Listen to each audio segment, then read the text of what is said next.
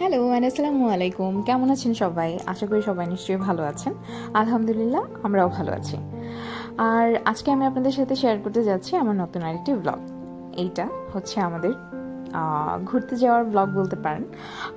এটা একটু ভিন্নধর্মী, কজ আমার সবসময় গতানুগতিক এদিকে যাচ্ছি ওইদিকে যাচ্ছি, মানে 2-3 দিনের অনেক সময় থাকে যে ক্লিপগুলো মিলিয়ে আমি একটা ব্লগ রেডি করছি। বাট এটা সম্পূর্ণই হচ্ছে আমার ট্রিপ গাজীপুরের, যেটা হচ্ছে আমরা নুহাশপল্লী এবং গাজীপুরের নুহাশপল্লী এবং হচ্ছে আপনার সাফারি পার্কের উদ্দেশ্যে বের হয়ে গিয়েছে। সো বেশ কয়েকদিন যাবতই আমরা জানি যে ঈদের সময় থেকে খুবই মেঘলা ওয়েদার যাচ্ছে। মানে ওয়েদারটা ভালো না বলবো, কাজ কখনো গরম, কখনো রোদ উঠছে, কখনো আবার মেঘলা, মানে বৃষ্টি হবে হবে, বৃষ্টি হচ্ছেও, বাট মুষলধারে বৃষ্টি হচ্ছে না, জাস্ট অল্প অল্প হয়ে আবার হচ্ছে যে মানে রোদ উঠে যাচ্ছে। তো এতে হয় কি, আপনার ওয়েদারটা আসলে ভালো না, ওয়েদারটা এটা জঘন্য ওয়েদারই বলবো। তো যাই হোক, আমরা প্রথমে মালিবাগ হয়ে গেলাম যাত্রাবাড়ি থেকে, কজ বাবুর স্ট্রলারটা আমার বাসা থেকে নিয়ে আসা হয়নি আমাদের বাসায়। তো যেহেতু যাওয়ার প্ল্যানটা আমাদের খুব সাডেন হয়েছে, মানে জাস্ট ফ্রাইডেতে প্ল্যান করে আমরা স্যাটারডেতে বের হয়ে গিয়েছি। তো গাড়ি পাবো কি না এটাও ডাউটে ছিল, কারণ হচ্ছে আমি যেই 2-3 জন ড্রাইভারের সাথে কন্ট্যাক্ট নাম্বারটা আমার কাছে ছিল, তারা অনেকেই বলছিল যে আপু অলরেডি বুক করা আছে। তো তারাই একজন ম্যানেজ করে দিয়েছে আরেকটা কার।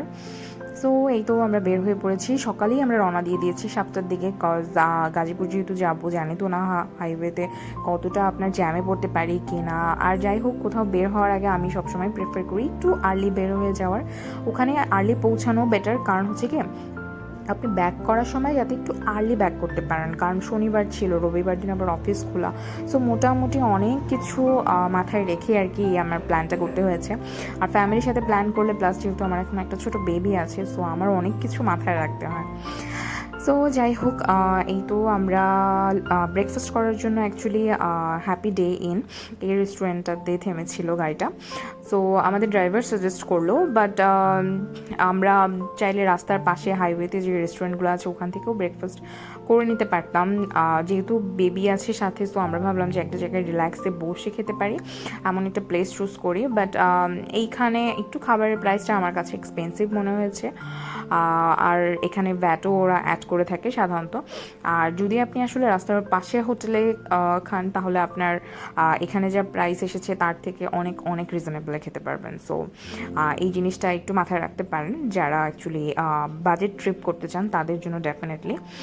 আর এই তো আমরা এখানে অর্ডার করেছিলাম ডিম ভাজা, সবজি, আর হচ্ছে আপনার পরোটা, আর হচ্ছে চা, কফি, যে যেটা আমরা নিয়েছি। অ্যাকচুয়ালি আব্বু আর সাইদ নিয়েছে coffee, they both prefer coffee. আমি লিকার চা, কজ আমি এখন মুরব্বি মানুষ, আমার যেহেতু পেটে স্যুট করে না চা কফি, তো আর আম্মুর জন্য দুধ চা। খাবার ভালো ছিল, খাবার নট ব্যাড।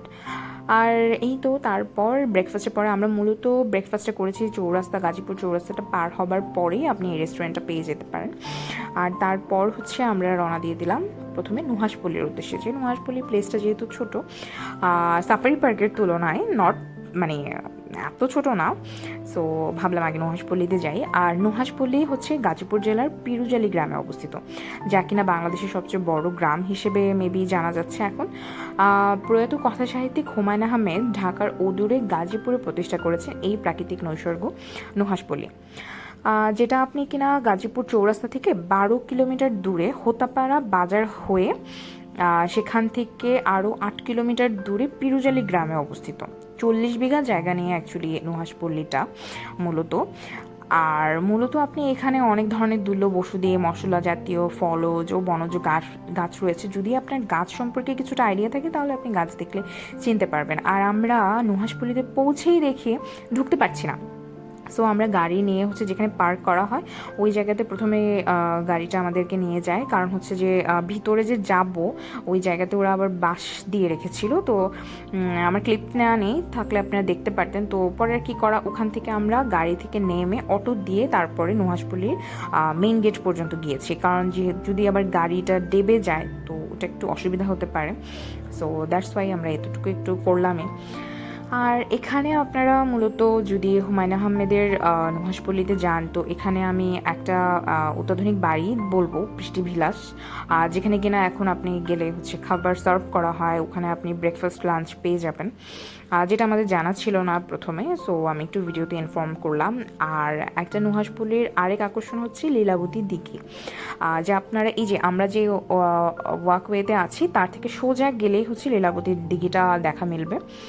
তারপর হচ্ছে এখানে অনেক ধরনের গাছ তো বললামই, আর হচ্ছে একটা সুইমিং পুল দেখতে পারবেন, যেখানে কিনা সুনীল গঙ্গোপাধ্যায় এবং হুমায়ুন আহমেদ একসঙ্গে জলে নেমেছিলেন। আর এছাড়াও দাবার গুটির প্রতিকৃতি, টি হাউস সহ নানা রকম দৃষ্টিনন্দন কিছু স্থাপত্য দেখতে পারবেন। আর তাছাড়া আছে ভূতবিলাস, বৃষ্টিবিলাস, 3টি বাংলো এখানে রয়েছে মূলত এই বাগান বাড়িটাতে। আর ভূতবিলাসে হচ্ছে আপনি স্টে করতে পারবেন, সেক্ষেত্রে আপনার রুম চার্জটা পড়ে যাবে 3,000 থেকে 5,000 টাকা পর্যন্ত। তো আপনারা যারা স্টে করতে চান তারা যাওয়ার পূর্বে কথা বলে নিলে বেটার হবে। আর এইখানে হচ্ছে আমার মেয়ে, আমার ছোটো মেয়ে, মাশাল্লাহ বলতে কেউ ভুলবে না এই ক্লিপটা দেখার পর। আমার মেয়েকে আমার সাইদ হচ্ছে যে কাঁঠাল ধরে দেখাচ্ছিল, আমরা একটু সেদিন ওকে গাছ পাতা, মানে আমরা চেষ্টা করি একটু বাইরে নিয়ে গেলে ওদিকে এগুলো একটু টাচ করানোর, একটু শিখুক, বোধটা আসুক যে প্রকৃতি নেচারটা কি হয় অ্যাকচুয়ালি।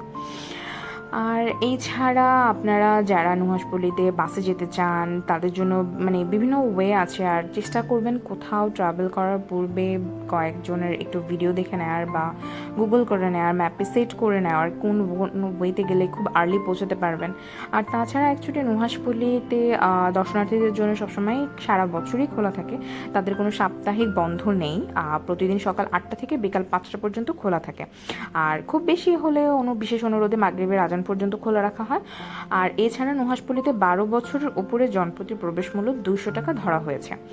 আর তাছাড়া হচ্ছে বছরের 2 দিন অর্থাৎ 13ই নভেম্বর হুমায়ুন আহমেদের জন্মদিন এবং 19শে জুলাই মৃত্যুদিন নুহাশপল্লী সকলের জন্য উন্মুক্ত থাকে। এই 2 দিন ঢোকাতে কোনো টিকিট লাগবে না। আর এছাড়া আপনারা চাইলে পিকনিক স্পটও ভাড়া নিতে পারবেন, সেক্ষেত্রে তাদের আনুষঙ্গিক যা বিষয় আপনি তাদের কন্ট্যাক্ট করে তাদের সাথে ইন ডিটেলস কথা বলে নিতে পারবেন। কথা বলতে বলতে চলে আসলাম সাফারি পার্কে। সো সাফারি পার্ক মোটামুটি মেবি আমি অ্যাকচুয়ালি মনে হয় সাফারি পার্কে একটু লেটে গিয়ে পৌঁছালাম কিনা আমি জানি না, কজ আমি অনেকের কাছে আমার ফ্রেন্ড সার্কেল বা আদার ফ্যামিলি মেম্বাররা যখন সাফারি পার্কে গিয়েছিল সবার কাছেই শুনেছিলাম যে সাফারি পার্কে দেখার মতো অনেক কিছু আছে, বাট আমি গিয়ে কেন জানি কোয়াইট ডিসঅ্যাপয়েন্ট, কজ আমার কাছে মনে হলো যে অনেক কিছুই নাই। মানে এই যে আমরা এখন একটা বাসে উঠেছি, পার পার্সন আমাদের ছিল 150 টাকা করে এন্ট্রি। সো এখানে ঢোকার পরে আমি অ্যাকচুয়ালি খুব বেশি যে মানে খুব ফুলও নিয়ে গিয়েছিলাম তো যে অনেক প্রাণী দেখতে পারবো, বাসে বসে সব সামনে দিয়ে যাবে এরকম কিছু, বাট এরকম কিছুই না অ্যাকচুয়ালি। খুব বেশি প্রাণী আমি অ্যাকচুয়ালি দেখতে পাইনি, এটা হচ্ছে ভালুক। সো এরকমই গুটি কয়েক দেখেছি, সিংহ দেখতে পেয়েছিলাম কাছ থেকে, জিরাফ, আর হচ্ছে হরিণ, আর বাঘ ছিল, এই যে এই বাঘ, একটাই বাঘ দেখতে পেরেছিলাম। আর সিংহ তো 2টা ছিল, 2টা সিংহ একটা সিংহী।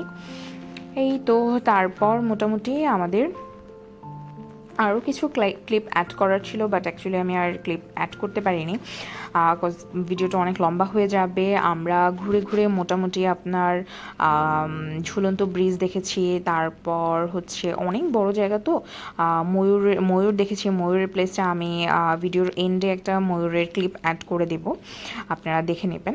এইখানে যখন আমরা বের হয়ে আসি তখন অলরেডি উঠেছিলাম ঠিকই জুতা নেওয়ার জন্য, বাট কী করলাম, হিল জুতা পরে পুরো ট্রিপ কমপ্লিট করে চলে আসলাম এবং পা আমার প্রচণ্ড সেদিন ব্যথা করছিল। যাই হোক, এটা হচ্ছে ঝুলন্ত ব্রিজের একটা ক্লিপ। আব্বু মোটামুটি পুরোটা সময় আব্বুর কাছেই অদৃশ ছিল। তো এটা হচ্ছে সাফারি পার্কে এন্ট্রির সময় গাজীপুর জেলার শ্রীপুর উপজেলাধীন মাওনা ইউনিয়নের বড়রাথুরা মৌজা ও সদর উপজেলার পিরোজুলিয়া ইউনিয়নে অবস্থিত এই সাফারি পার্ক। আর এইটা হচ্ছে গিয়ে আপনার সেই ময়ূরদের যে কথা বললাম, ময়ূরের, হ্যাঁ, এত সুন্দর, এত দারুণ একটা মানে কি বলবো এক্সপিরিয়েন্স আমি বলবো। মানে এত ময়ূর আছে, 3 লেয়ারের একটা ফ্লোরের মতো প্লেস ওরা করে, খুবই সুন্দর জায়গাটা, মানে দেখার মতো। মানে আম্মু তো উপরে উঠতেই চাচ্ছিল না, বিকজ আম্মু অনেক টায়ার্ড হয়ে গিয়েছিল, এত তো হাঁটার এক্সপিরিয়েন্স নেই। তারপর আব্বু বললো না, এই পুরো সাফারি পার্কে দেখার মতো এই একটা সুন্দর প্লেস, তোর আম্মুকে এটা দেখতেই হবে। আব্বু গিয়ে আম্মুকে হাতে ধরে টেনে নিয়ে আসলো এই 3 তলা পর্যন্ত। মাস্ট সে এইটা দেখলে আপনি ওয়ার্থ ইট। এটা মানে সাফারি পার্কে গেলে অবশ্যই অবশ্যই ময়ূর দেখতে যাবেন। তারপর এই তো আমাদের ঘোরাফেরা শেষ, আমরা ঢুকেছিলাম সাফারি পার্কে সেই একটায়, আর এখন বের হচ্ছি তখন অলরেডি বিকাল 5টা বাজে, আর আমাদের লাঞ্চ কিন্তু করা হয়। সো আমরা এখন হচ্ছে ফার্স্ট আমরা লাঞ্চের উদ্দেশ্যে তারপরে চলে যাই। লাঞ্চ করে তারপর একদম সরাসরি ঢাকার উদ্দেশ্যে রওনা দিয়ে দিলাম। আর মাঝপথে এই যে কাঁঠাল কিনে নিলাম, বিশ্বাস করবেন না 3টা কাঁঠাল আব্বু গাড়িতে বসে কিনেছে মাত্র 120 টাকা দিয়ে। গাজীপুরে এত রিজনেবলে পাওয়া যায়। এই তো ছিল আমাদের আজকের ট্রিপের ভিডিও। ভালো লাগলে কমেন্ট এবং লাইক করে শেয়ার করবেন। Anyways, thank you for watching and আসসালামু আলাইকুম। ভালো থাকবেন সবাই।